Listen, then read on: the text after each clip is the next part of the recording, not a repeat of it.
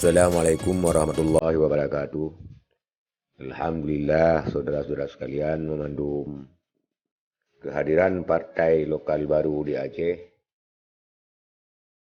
yaitu Partai Adil Sejahtera ataupun Partai PAS yang dipimpin oleh Tengku Bulkaini Tanjungan dan Partai Gaptat ataupun dalam nama panjang Generasi Aceh Bersabah Taat dan Takwa yang dipimpin oleh Abu Lampisang ataupun Abi Lampisang, yaitu Tengku Haji Ahmad Tajuddin AB.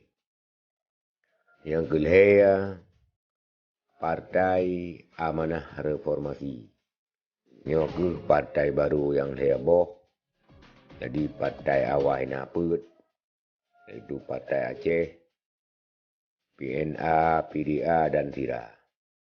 Jadi mutamah dengan partai PAR, Gaptat dan PAS.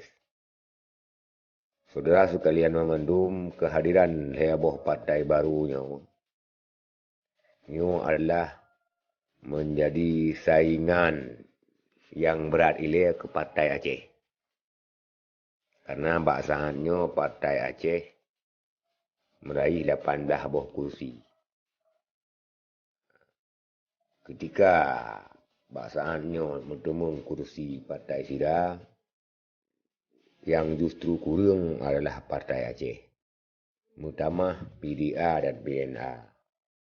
Kemudian diperkirakan saingan yang kuat ke depan untuk ke saingan yang kerih adalah Partai Gaptat dan Partai Adil Sejahtera. Partai Gaptat dan Partai Adil Sejahtera diprediksikan akan meraih kursi di DPRA, juga di Dewan Kabupaten. Utama di DPRA ini, karena DPR Aceh pusat di DPRA. Maka menyatakan nembak situasi jinau,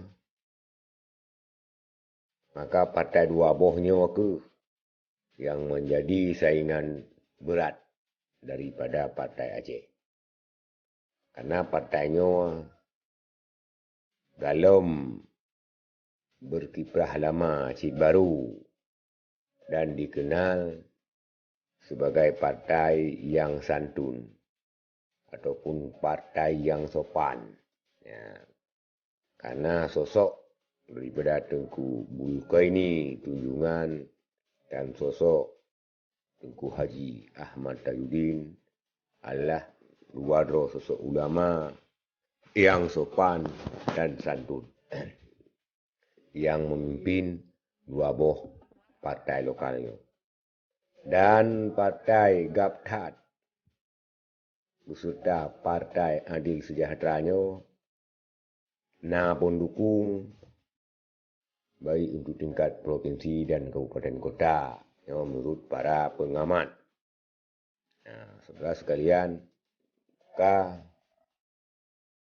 dalam 2 tahun Partai Acehnya mungkin dalam 2 tahunnya adalah waktu yang singkat untuk mempersiapkan berbagai kemungkinan daripada saingan-saingan daripada partai-partai baru, terutama daripada Partai Gaptat dan Partai Adil Sejahtera. Sekian, terima kasih. Assalamualaikum warahmatullahi wabarakatuh.